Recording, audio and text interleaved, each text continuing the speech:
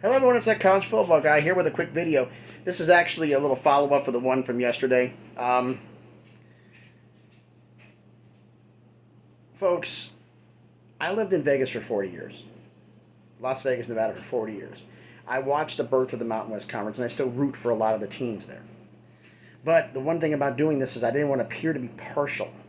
I didn't want to appear to be having a bias towards anybody. And so I might have used that logic to go in there, but I did pick three upset games. I don't have the third one here in the sheets in front of me right now because they're in the other room. But two of the big upsets I had was Colorado beating Air Force, which is an upset.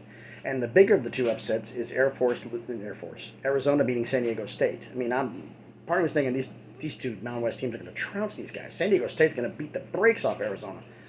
But my head's also telling me, my gut really is saying, Arizona might be due for the biggest upset they've had in 10 years. But we'll see. So that's the whole reason why the video got posted, is because of that. But let's get on to that. I didn't want to appear to be a Mountain West homer since I've been there for 40 years. Watched the Mountain West get formed out of what was a dumpster fire of the WAC.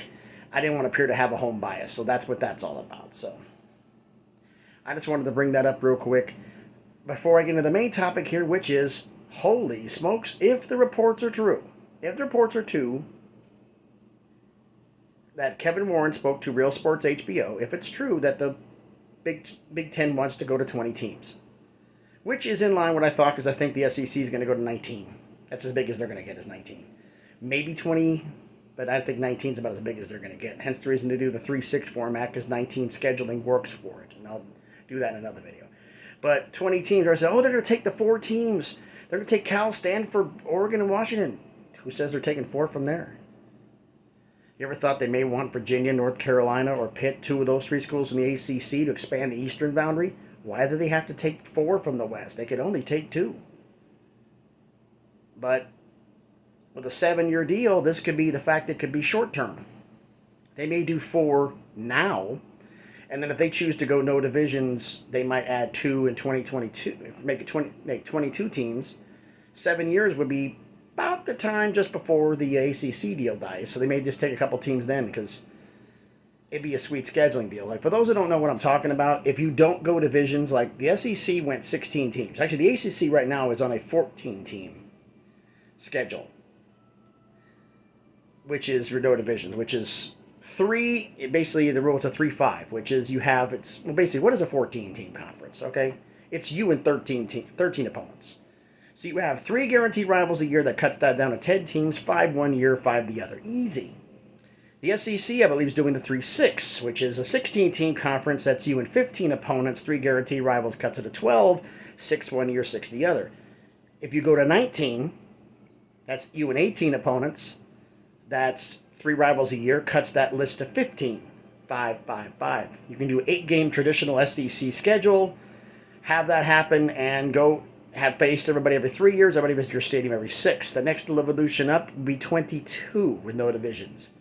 22 for no divisions. It could do it in divisions also, but 22 no divisions. I figured 22 might be the super sweet spot because it qualifies for divisions and non-divisions. Because 22 is you and 21 opponents.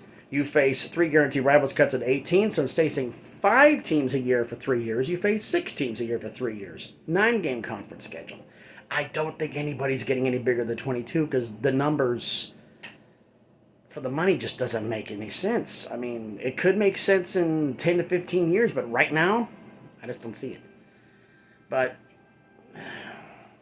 could the Pac-12 really be dying in the next 24 months? 18 months? Year? I was thinking it might be longer, but with Kevin Warren flat out saying we want to go to 20 teams, but then again, that doesn't mean 20 teams right now. It could be 20 teams in 7 years when the contract ends. We don't know. Because I think in the back of their head, they're still waiting on a final answer from Notre Dame, because if Notre Dame says yes, everybody, okay, who can we get around Notre Dame? Who do you want? You want Stanford? You want Oregon and Washington? Okay, there's the schools. I think they're still back burner waiting on Notre Dame. So I think all this, they may not do everything in the Pac-12 yet, may grab 2. But hold off on any more because they're waiting to see on Notre Dame. That's my thoughts. But anyway, if you like the video, give me a thumbs up. Any comments wish to make down below. in a little while, I'll be because we got a little couple errands I got to run, and I'll be posting the video about our third and final Group of 5 conference preview, the Sun Belt.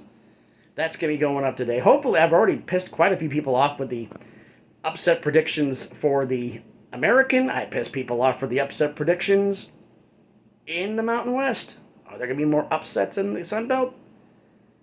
There are actually a couple of them that could be big.